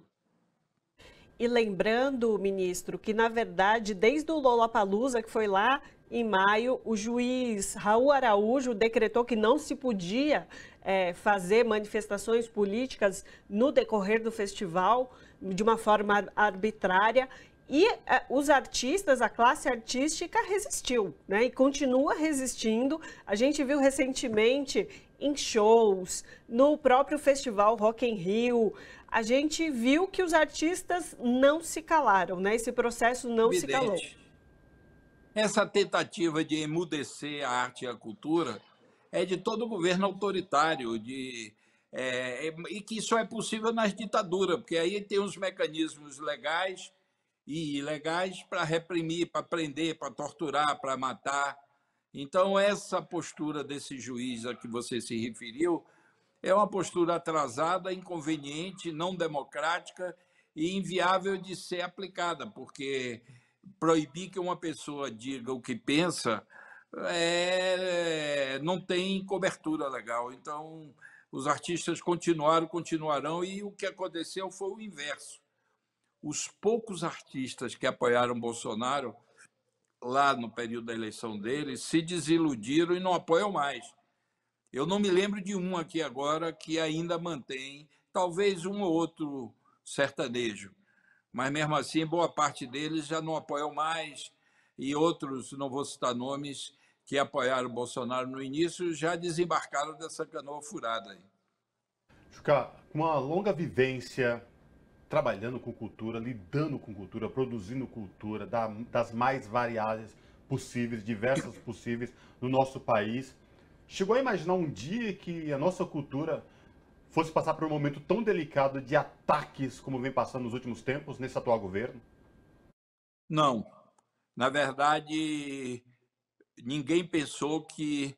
A gente sabia que Bolsonaro era reacionário, conservador, atrelado a uma extrema-direita burra, ignorante, sem discurso, mas a gente nunca imaginou de que eles iam se dedicar com tanto afinco a destruir o que tinha sido conquistado desde Getúlio. Eu não me refiro só às conquistas da época do governo Lula, não. Tudo que conquistamos desde Getúlio está ameaçado. Extinguir o Ministério da Cultura, quiseram extinguir o IPHAN, um descaso absoluto com a Cinemateca, já teve um incêndio, pode ter um segundo, desmoralizando a Fundação Palmares e trancando o dinheiro que é legal, que é obrigatório, inclusive, de ser aplicado. Então, é um desastre. Esse desastre é de uma proporção tão grande que, quando Lula for eleito, vai ter uma dificuldade de remontar, porque eles trabalharam com uma política de terra arrasada, de destruir tudo que foi. Eles não conseguem conviver democraticamente com a opinião crítica, eles não gostam da dimensão afrodescendente da cultura brasileira, eles não gostam da contribuição dos povos indígenas. Então, eles querem retroceder, segundo alguns teóricos que estão estudando as posições do governo, eles querem retroceder para antes do iluminismo, quando a razão foi valorizada, quando a compreensão de uma série de fatos que acabou se consolidando na modernidade. Eles querem um tempo parecido com a Idade Média, de obscurantismo religioso, de perseguição aos pensadores, aos cientistas. Não somos só nós da arte e da cultura que estamos sendo perseguidos. A universidade está sendo perseguida, que é um segmento da cultura, mas específica. Estão destruindo os direitos sociais no Brasil. É um desastre. Não é à toa que a popularidade está declinante. Eu acho que daqui para 2 de outubro vão descendo a ladeira numa velocidade muito grande. Juca, te ouvindo falar, eu tento fazer um paralelo com o que aconteceu também no período da ditadura civil-militar aqui no Brasil, né? Onde as canções de protesto, o teatro épico, as manifestações culturais de rua, o circo, eram uma parte importante da resistência da população. Essas manifestações políticas e o tom das músicas também, há muita música de protesto hoje, dos vários estilos, do rap ao popular, falando dessa nossa atualidade. A gente consegue fazer esse paralelo sobre essas duas épocas? Glauber Rocha dizia que a frase não é dele, mas ele insistia muito, de que os artistas são a antena da raça humana, evidentemente. Os artistas verbalizam, dão visibilidade a sentimentos, a percepções que muitas vezes já está presente na sociedade, muitas vezes não, mas muitas vezes está presente na sociedade e eles, através das suas obras, conseguem dar visibilidade e são um grande canal de expressão da sociedade. Então, quando a gente vive um processo autoritário, aqui minha casa nunca tem barulho, mas até os cachorros são silenciosos, mas hoje os cachorros estão danados. Fica tranquilo, Juca. Coisas de home office. É isso mesmo, acontece. Faz parte, né? Aqui não é um estúdio, é minha casa. Então, tem essa precariedade aí do isolamento térmico. Eu não posso nem pedir aos cachorros silêncio porque eles estão longe. Mas é isso, os artistas, a arte tem essa função. A arte tem a função exatamente de dar visibilidade a toda a experiência humana, seja individual, subjetiva, seja dos processos sociais, seja da visualização da dimensão transcendental. Tudo isso está presente na arte.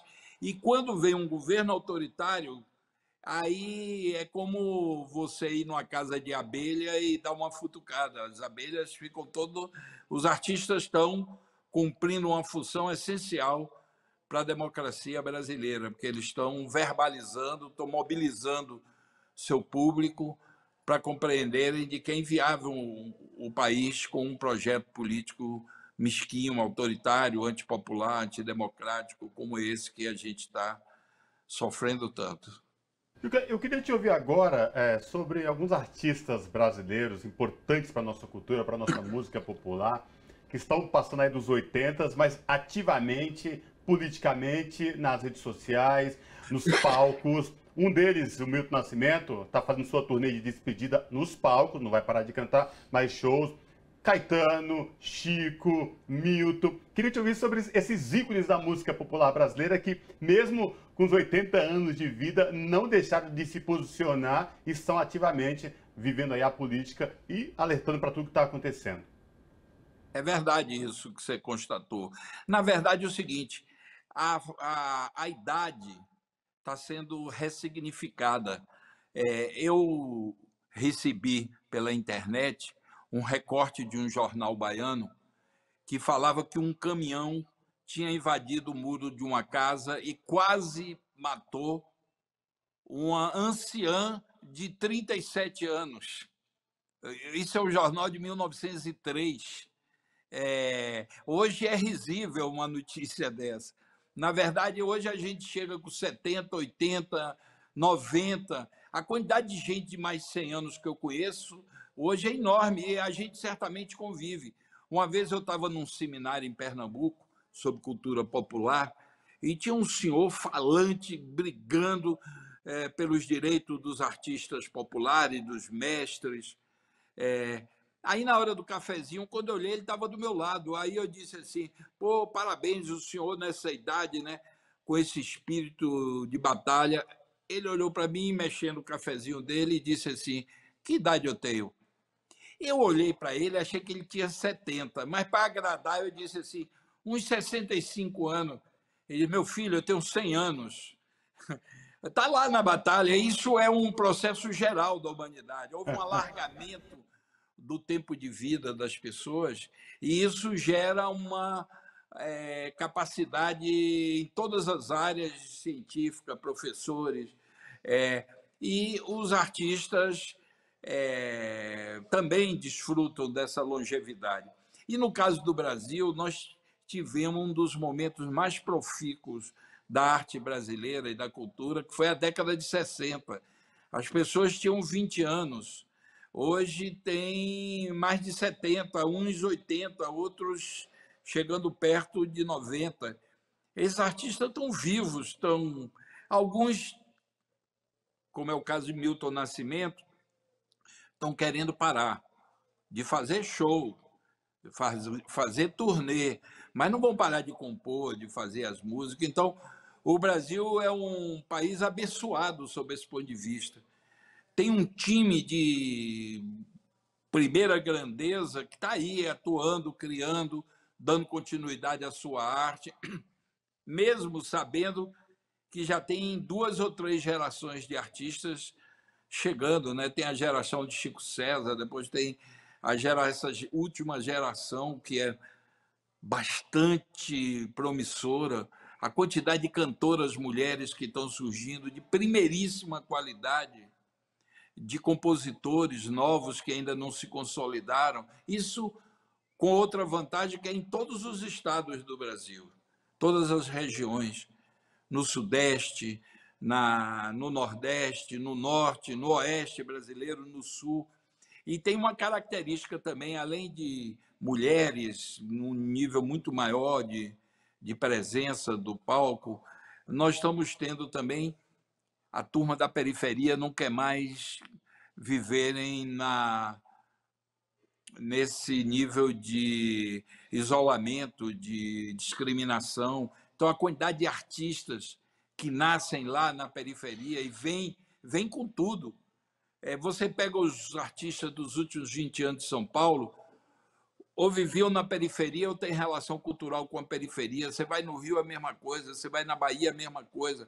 Em outros estados. Então, o que nós estamos assistindo no Brasil é que, através da arte e da cultura, está havendo uma ampliação dos espaços culturais, começando a chegar na periferia. O que a periferia precisa hoje é qualidade de vida, é trabalho qualificado, é respeito por parte da polícia, é urbanização das áreas que vivem. Ou seja, tem uma série de áreas que estão num nível de precariedade quase imutável. Mas na arte e na cultura há uma presença forte hoje no cenário cultural brasileiro de artistas que vêm da periferia. Então, as mulheres, a periferia toda, as regiões do Brasil, e essa coisa da faixa etária entra nessa expansão que eu estou descrevendo aqui. Exatamente, uma pluralidade e diversidade que só a cultura pode nos trazer. Conversamos com Juca Ferreira, que é sociólogo e ex-ministro da Cultura. Juca, muitíssimo obrigada pela sua participação conosco hoje. Obrigado a vocês. Toda vez que me chamar, eu venho, porque é parte do meu trabalho conversar e passar a experiência específica da área cultural para toda a sociedade, porque isso é bom, se enriquece. Eu acho que a gente está vivendo um período obscuro, com muita burrice, muita ignorância, muito sentimento negativo, e é importante que a arte, a cultura, o pensamento, a inteligência se reinstale no Brasil para a gente ter um período de desenvolvimento onde o povo brasileiro tem a melhor qualidade de vida. Obrigado a vocês, parabéns pelo trabalho. Abraço. Abraço. E a gente vai para um breve intervalo e volta já já.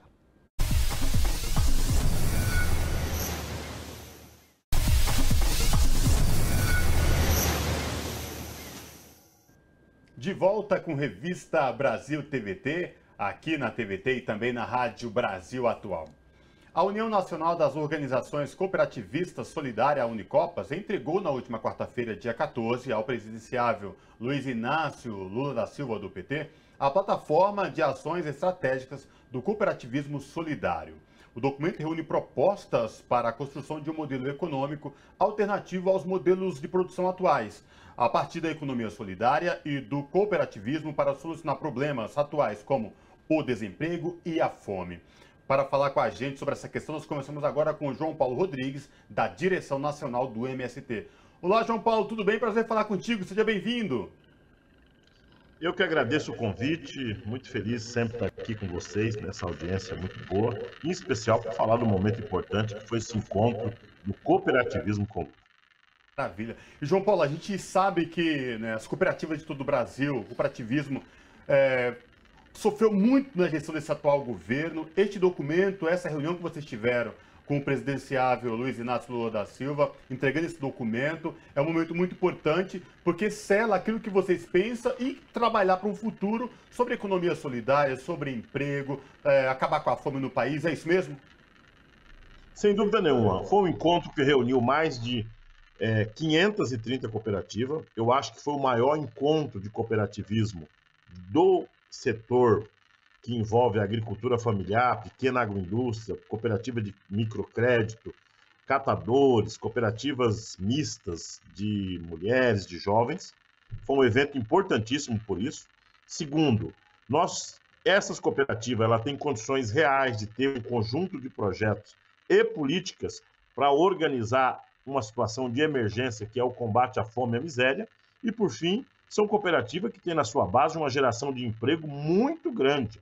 Portanto, o Lula tem a oportunidade de ter conhecido essa quantidade imensa de cooperativa que existe no nosso país. E, ao mesmo tempo, ter conseguido organizar uma agenda que pensa o futuro a partir de uma nova forma de organização da sociedade, que é uma parte delas envolvida no empreendedorismo, mas uma outra parte importante envolvida no empreendedorismo cooperativado, que é um grande elemento importante. Fora isso, é importante que os telespectadores da TVT possam acompanhar, que também estava junto o setor importante da economia solidária, que é um setor que ainda está numa fase inicial de organização, que sofreu muito com o golpe, com o governo, tanto do Bolsonaro, tanto do Temer, e que agora tem uma luz muito grande, ou um sol, que vai brilhar para todos nós e construir uma política de reorganização do cooperativismo no Brasil a partir das bases populares.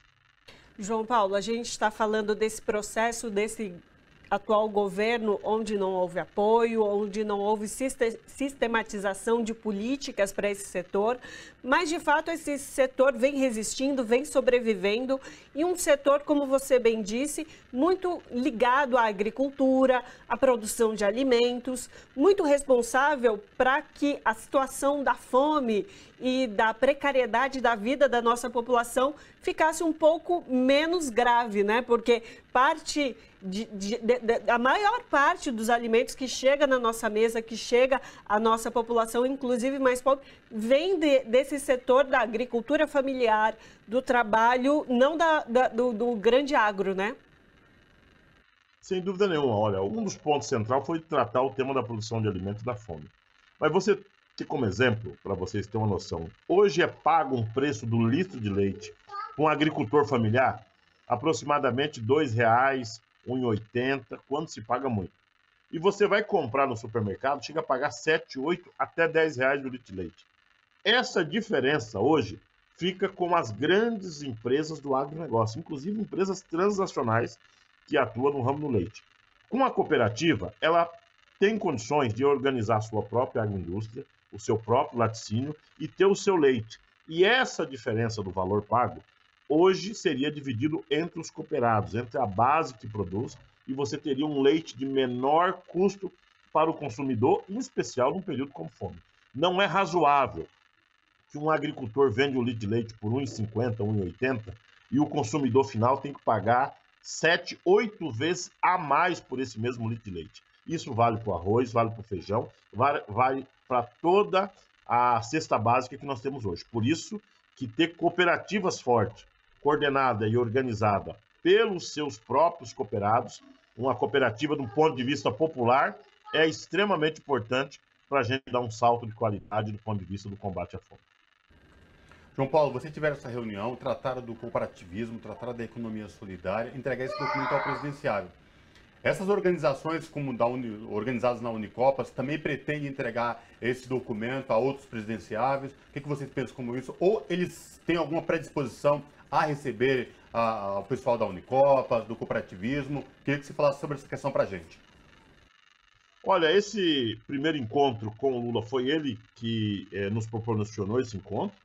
Eu não acredito que haverá tempo para fazer encontro com as demais candidaturas, em especial tanto a do Ciro como a da Tebet, porque nós estamos num momento muito importante de, inclusive, pedir voto útil para a gente ganhar as eleições do primeiro turno. Agora, claro, se houvesse tempo e oportunidade em algum estado como esse, nós faríamos, sem dúvida nenhuma, a entrega do documento para o Ciro e para a Tebet e para os demais. Para o Bolsonaro, nós não temos nenhuma possibilidade de fazer isso, porque ele é contra o cooperativismo. Em nenhum momento ele apoiou a pequena agricultura familiar e, ao contrário, criou uma política de desmoralização das organizações da sociedade civil. João Paulo, queria falar com você agora sobre o cenário político. A gente teve uma pesquisa que saiu do Datafolha agora, nessa última semana, falando sobre violência política. Cerca de 67% dos entrevistados dizendo que tem medo de se posicionar politicamente, com medo de serem agredidos fisicamente. Mas você, como uma liderança de um movimento tão importante, que é o Movimento dos Trabalhadores Sem Terra, tem visto a população se manifestar? Como tem sido aí das ruas para falar de política nesse período de eleições? Olha, de fato, nós temos uma agenda muito ruim da violência, a agenda do golpismo, que ela é essencial para eles para poder fazer campanha.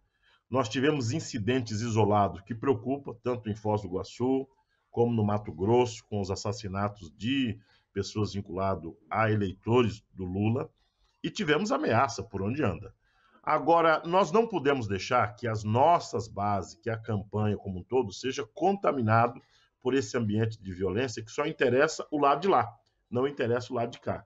Então, a mensagem que eu poderia deixar para o nosso povo, primeiro, nós não podemos ter medo deles. Segundo, a forma de nós resistir tem que ser com o povo na rua e ações massivas. Pra você ter uma ideia, ó, essa semana fizemos uma carreata num pequeno município do Pontal do Paranapanema, chamado Euclides da Cunha Paulista, aonde tem uma força forte do bolsonarismo. Quando nós fizemos essa carreata, nós foi o dobro do que eles fizeram, e de pronto você viu uma diminuição da pressão do bolsonarismo na cidade, porque eles viram que nós somos maioria. Esse tipo de ação tem que ser feito no país inteiro. Nós não podemos ter um medo deles porque eles têm arma ou porque eles têm dinheiro. A força do povo, historicamente, derrotou armas e derrotou recursos. E nós sabemos que o Lula está muito bem na pesquisa. Aqui no caso de São Paulo, o Haddad tem feito uma campanha brilhante. E diante disso, é que eu acho que nós vamos ter que ter muito cuidado nessa reta final, ter muita paciência, mas o que é principal é nós não sair das ruas, nós não permitir que eles inibem os nossos panfletos, as nossas bandeiras e, em especial, as nossas candidaturas de fazer mobilização. João Paulo, esse momento tão vivido, como você bem lembrou, que querem provocar essa questão de violência para amedrontar, é um momento muito delicado. Eu queria que você trouxesse para a gente, para os nossos telespectadores aqui da TVT e ouvintes da Rádio Brasil Atual, você que tem acompanhado aí o ex-presidente Lula, como é que foi essa semana? Ele esteve em 2 estados importantes, né? Teve em Minas, esteve no Rio Grande do Sul. Teve algum percalço? Foi tranquilo? O que você pode falar para a gente? Não, pelo contrário, a campanha está indo muito bem. Nós não tivemos nenhum incidente grave, a não ser uma provocação aqui acolá, que é na natureza da campanha.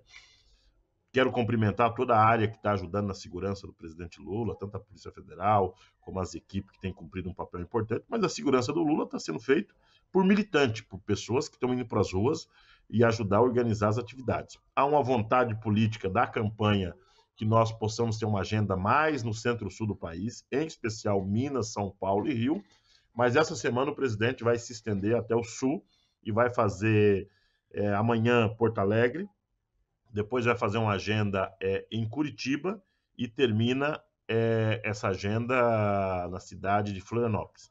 Ou seja, é um final de semana rico, com muitas mobilizações, com muitas agendas que vão acontecer ao longo desse final de semana. E a semana que vem eu imagino que vai ter uma agenda extensa de programas de TVs, de entrevista. ter um cuidado por parte da coordenação da campanha de cuidar da voz e do cansaço do presidente, que essa reta final exige muito, e ele tem que estar muito bem para as missões que vão ser feitas. Eu acho que é uma campanha bonita, democrática. Me parece que o bolsonarismo está tomando juízo, né? E se dando conta que não tem como eles fazer campanha fora das 4 linhas, conforme eles gostam de dizer. Temos feito uma insistência grande para que o conjunto das organizações não largue as ruas, que elas continuem fazendo mobilização, e eu acredito que o importante é nós ter uma campanha que, ao final, o conjunto da democracia saia vencedora. João Paulo, você está percorrendo as cidades, está percorrendo o país. O que o povo tem falado da situação econômica do nosso país? A gente vê que os índices mudam, mas e a vida do trabalhador e da trabalhadora? Como tem sido? O que tem sido impactado por essas mudanças? Olha, é uma situação de muita pobreza, viu? Impressionante. Porque tem uma pobreza que é mais visível, que é o povo em situação de rua, ou as pessoas que estão numa situação de não ter o alimento. Agora, tem uma segunda pobreza que a gente não percebe, que é as pessoas que tinham o mínimo de condições de vida melhorada, que tinham uma casa, que tinha carro, que tinha uma moto, e que precarizou muito. Vou dar um exemplo das pequenas cidades do interior do país e dos assentamentos onde eu conheço. As pessoas tinham uma moto, vendeu a moto, agora voltou a andar a cavalo e bicicleta. A pessoa está com as contas de energia elétrica atrasada. Ela não conseguiu trocar o televisor nem a geladeira nos últimos 7, 8 anos. A casa está com o telhado caindo ou não está pintada. Esse tipo de reorganização da economia das pessoas você percebe na autoestima dela. Sempre um ou 2 ou 3 desempregados na casa, e isso é o que mais preocupa, é uma pobreza generalizada no conjunto da sociedade. Eu estou falando de pelo menos 80% da população que vive com salário, 2 salários mínimos, está nessa situação. Portanto, a expectativa é grande que o presidente Lula, caso venha ganhar as eleições, tenha uma agenda nos próximos 100 dias que possa de pronto atacar o tema do emprego, diminuir o custo da cesta básica e diminuir o custo da vida das pessoas, em especial energia, gasolina e os temas que envolvem a saúde. Nós vivemos uma situação muito delicada agora, que foi o corte da saúde, o corte da farmácia popular. Isso é um absurdo. Por isso é que nós temos que atacar o conjunto de temas que influencia a vida real das pessoas. Por isso, o ponto da disputa nessa campanha é economia e não a pauta de costume. João Paulo, você tocou nesse ponto crucial no Brasil da pobreza generalizada de todos os cantos do país. E essa semana, Ana, me chamou a atenção a frase de um pesquisador, o Silvio Porto, da Rede Pensão, que ele fala que a fome só se resolve com apoio à agricultura familiar. E dentro desse contexto, é por isso que o nosso começo, nossa conversa, nosso bate-papo sobre a reunião das cooperativas, do cooperativismo, o quanto isso é importante, é tão explícito e nítido, mas que parece que um lado do Brasil, de alguns políticos brasileiros, que não se atentam para isso, dessa questão do quão importante saciar a fome da população brasileira. É isso mesmo, João Paulo? É isso mesmo, porque o problema é o seguinte, nós temos 4 problemas que influenciam na vida real da fome dos alimentos. O primeiro, que é importante quem está nos acompanhando para saber, tem uma diminuição da área plantada no Brasil. Ou seja, o agronegócio priorizou o que está dando dinheiro para eles, que é soja, eucalipto, cana-de-açúcar. Segundo, tem um problema climático, que não choveu no último período como se esperava, ou choveu demais, como foi o caso do Nordeste. Então, parte da agricultura não permitiu que tivesse uma safra importante. E tem uma terceira questão, que é o principal, a falta de terra para os agricultores. E, por fim, a inflação comeu o preço a renda dos trabalhadores, diminuiu a cesta básica. Diante disso, nós temos feito esse esforço de fazer um encontro como esse da cooperação, do cooperativismo, para dizer a agricultura familiar, a agricultura da agroindústria e não do agronegócio, ela tem condição de, num espaço muito curto, produzir alimento com preço melhor e mais acessível para todo o povo brasileiro. Não é possível, com o Brasil das dimensões que temos de terra, de sol, de chuva e etc., ter pelo menos 30 milhões de pessoas que não sabem o que vai almoçar. Nós não podemos aceitar isso. E essas cooperativas junto se encontrou para falar isso para o presidente Lula. Nós estamos prontos para construir uma agenda de produção. É a cooperativa de resultado, não é a cooperativa que se vende para o agronegócio a troco de insumo e vender produtos, melhor, commodity para exportação, como faz o agro com a soja. É isso, então conversamos com o João Paulo Rodrigues, que é da direção nacional do MST, que é o Movimento dos Trabalhadores e Trabalhadores Sem Terra. Muito obrigada, João Paulo, pela sua participação aqui com a gente hoje. Eu que agradeço a oportunidade, viva a cooperação agrícola, viva cooperativismo do povo brasileiro. Abraço, João Paulo. Abraço. A expectativa sobre a eleição para presidente ser decidida no primeiro turno tem movimentado as redes sociais diariamente. Essa movimentação em torno do voto útil ou voto necessário pode ser também uma antecipação em relação aos dados históricos das eleições. Para repercutir esse assunto, nós conversamos agora com Hildegard Angel, chamada carinhosamente de Hilde Angel, e que é do coletivo Jornalistas pela Democracia. Olá, Hilde Angel, prazer em falar contigo, seja bem-vinda, tudo bom? Prazer, Cosme. Todo prazer meu de estar aqui com você e com a Ana, tá? Filha, Tudo bom. Eu acho que você empregou o termo certo. É voto necessário. É uma necessidade brasileira de resgatar o país para todos os brasileiros. Não é para um setor, para uma facção, para um grupo, porque eu me lembro que nos movimentos bolsonaristas, lá em 2016, 17, 18, né? Os movimentos da direita mesmo, inclusive os movimentos que tentaram eleger o Aécio, né? Eles falavam muito ter o país de volta. Nós não queremos o país deles de volta. Nós queremos o país de nós todos de volta. Nós não queremos mais ter discriminadas as nossas escolhas de vida, a cultura, a ciência, a educação, a saúde, a merenda. É isso aí. Hilde, então, eu acho que o voto é... Diga, Ana, desculpa. Não, complete, por favor. Então, eu acho que o termo é certo. É o voto necessário. Até porque o termo útil dá um utilitarismo a essa expressão que está muito distante do nosso sentimento, que não é utilitarista. O nosso sentimento é abrangedor. Nós queremos um abraço, nós queremos o fim da discriminação no Brasil. Discriminação dos diferentes, discriminação racial, religiosa, sexual, social, intelectual. Nós queremos o fim da discriminação por um equilíbrio nacional. E, para isso, nós temos que votar logo, no dia 2, porque a nossa cabeça não aguenta mais. Nós estamos todos sob um impacto, sob uma tensão, sobre um estresse tão grande há 4 anos. Não há saúde que aguenta, as pessoas até morrem, têm infarto, têm derrame, porque não aguentam mais essa ansiedade de ver o Brasil pacificado, ver o Brasil fora de riscos.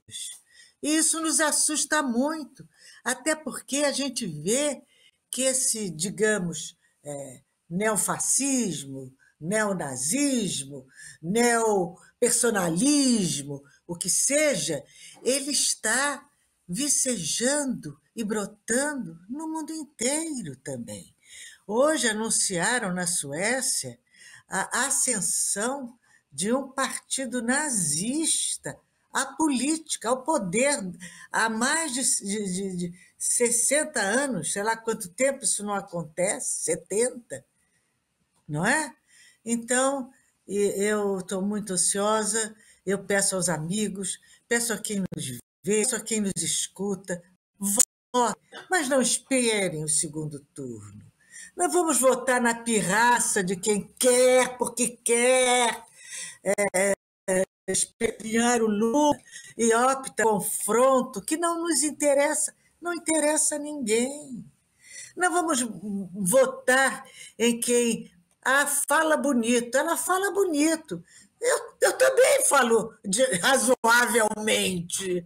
Então, se todo mundo que fala e que consegue falar e se expressar vai se candidatar a presidente da República, isso não é credencial, isso não é prerrogativa. Você tem que ter currículo, você tem que ter vocação, tem que ter competência e tem que ter um histórico de vida. Hilde, eu queria te perguntar o seguinte: nós estamos à beira dessa eleição 2022, eleição à presidência, uma eleição histórica para o nosso país.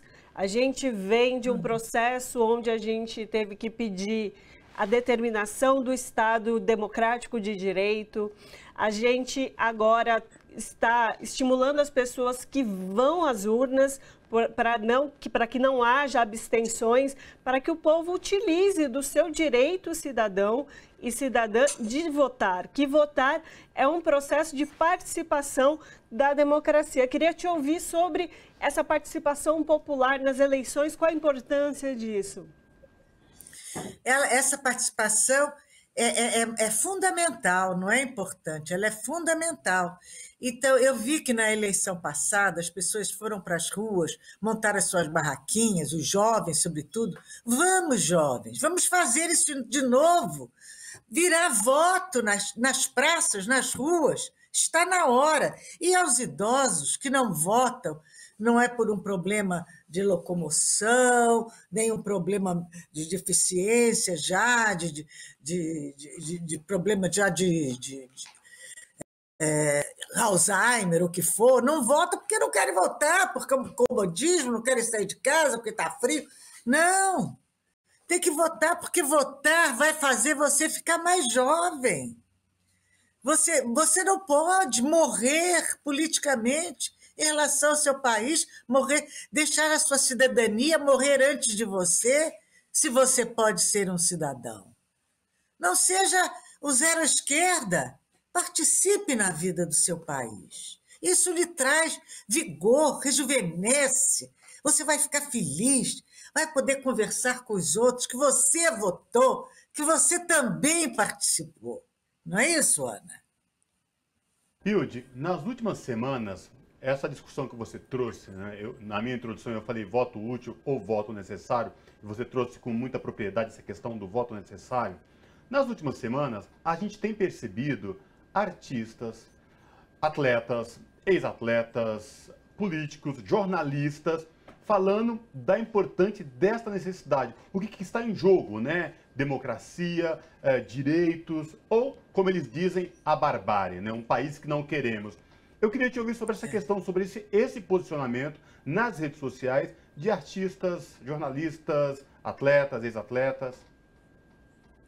Olha, eles sempre se posicionaram, mas ultimamente não estavam se posicionando porque o patrulhamento era tão grande. As ameaças, as perseguições intimidavam a essas pessoas públicas mais conhecidas que têm algo a perder.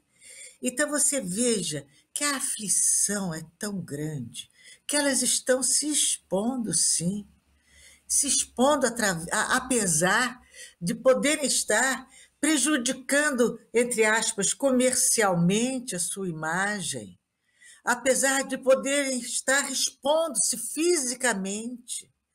É porque esse engajamento é que faz a cidadania nacional. E ele estava embutido, escondido por medo. Então, eu acho lindo, eu aplaudo realmente. E aplaudo também quem vira o voto, porque é certo, cada um tem o seu direito democrático de escolher quem quiser. Mas o que nós estamos, como você bem disse, Cosme, é entre a barbárie e a civilização. Então, é uma escolha, não é uma escolha, vou escolher o Lula porque foi o melhor presidente do Brasil. Não é isso. É escolher porque você precisa sobreviver. Seu trabalho precisa continuar. Você tem filhos, eles estão... É escolher entre o futuro e a negação de futuro. é escolher entre a vida e a morte. E é também agora, não é só fazer a apologia e fazer, incentivar, né, as pessoas a irem votar em primeiro turno. O segundo turno é um perigo. O Brizola tinha uma frase: se a Globo está a favor, eu estou contra. Se a Globo está a favor do segundo turno, é porque é ruim para nós. É porque é ruim para nós. É ruim para o povo brasileiro. Sabe? Vamos votar em primeiro turno.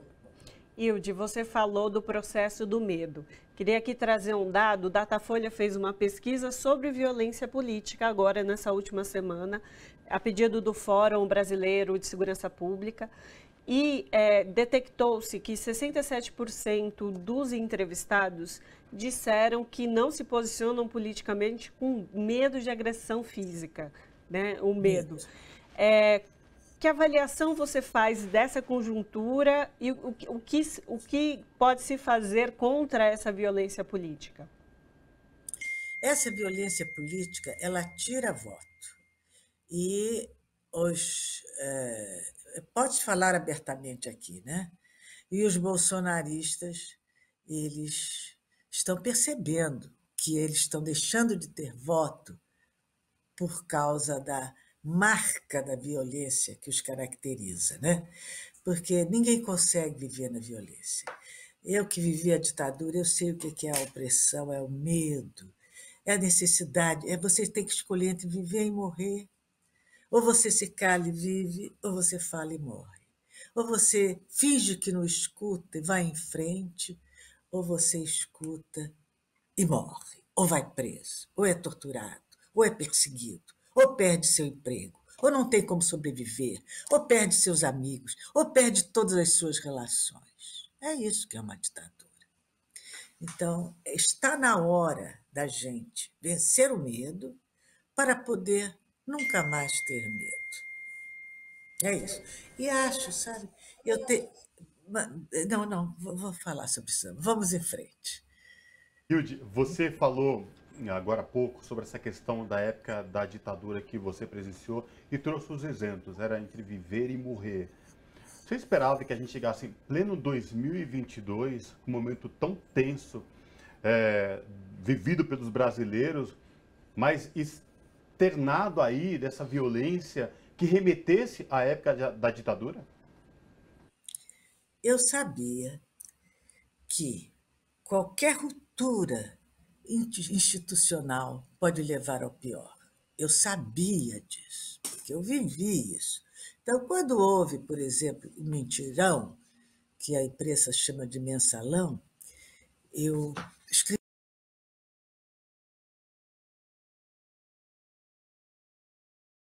A Hilde estava falando sobre o período da ditadura, como foi vivido esse processo de repressão, mas infelizmente a gente teve um problema de conexão com ela, não conseguimos retomar esse contato com a Hilde Angel, que é do coletivo Jornalistas pela Democracia, então a gente vai seguir com o nosso programa.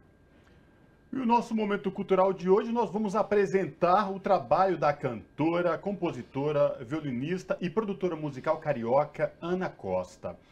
Com presença forte no samba do Rio de Janeiro, 5 CDs gravados e um DVD, ela está lançando o mais novo single em parceria com a Zélia Duncan. Vamos acompanhar agora Pelos Caminhos do Som, que tem a participação de Alceu Maia. Vamos acompanhar.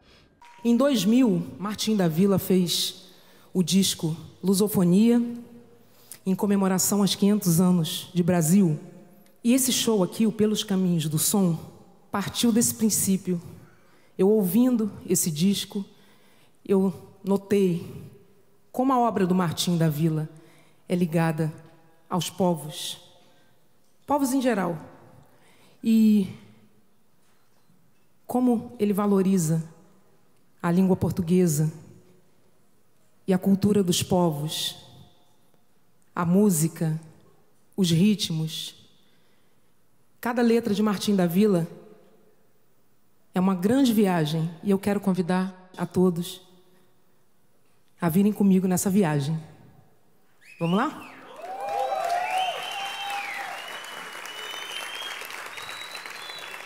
E eu quero apresentar o meu primeiro convidado, o meu amigo, grande cavaquinista, pessoa assim, que sempre me deu força e tinha que estar aqui.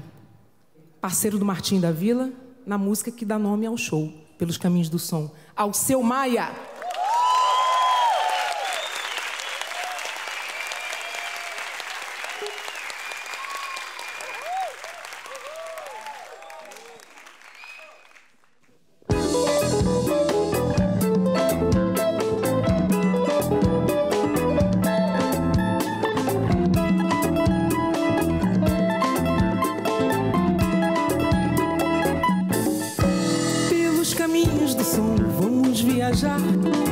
Nas asas da poesia dos vários Brasis, pelos caminhos do som vamos viajar. Nas asas da poesia dos vários Brasis, batendo pés, batendo mãos, se vai ao léu com o balão peão. Batendo pés, batendo mãos, se vai ao léu com o balão peão. A dança Brasil é eletrizante, rapaz. O som da terra é embriagante, mulher. O verso diz pra cabeça e pro coração que o canto bom é canto de fé. Se teu amor te abandonou, vem transar à noite, vem curtir um som, se libertar e se entregar, balançando o corpo pra lá e pra cá.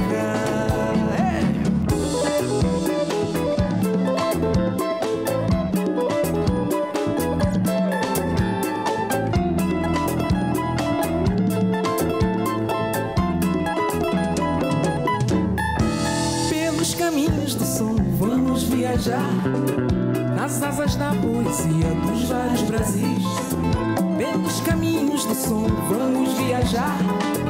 Nas asas da poesia dos vários Brasis, batendo pés, batendo mãos, se vai ao léu com o balão peão. Batendo pés, batendo mãos, se vai ao léu com o balão peão.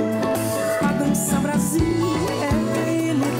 rapaz, o som da terra é embriagante, mulher. O verso diz pra cabeça e pro coração que um canto bom é canto de fé. Se teu amor te abandonou, vem transar à noite, vem curtir um som, se libertar e se entregar, balançando o corpo pra lá e pra cá. Se teu amor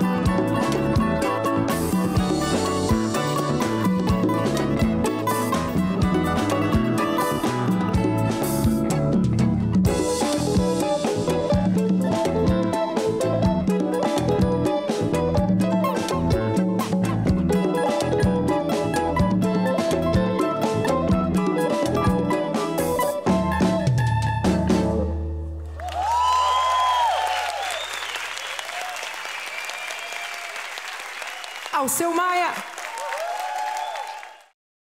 E com essa bela canção, com esse belo clipe musical, a gente encerra, Ana Rosa Carrara, o Revista Brasil TVT de hoje. Exatamente, encerrando mais uma edição do Revista Brasil TVT. Lembrando, se você quiser assistir de novo qualquer uma das entrevistas, vai lá no nosso YouTube, youtube.com/RedeTVT. Em todas as redes sociais, você nos encontra com @RedeTVT. Compartilha lá nosso conteúdo também. Um abraço, até semana que vem. Gente, obrigado pela companhia, boa semana a todos vocês e a gente se encontra no próximo final de semana. Se cuidem todos, viu? Tchau!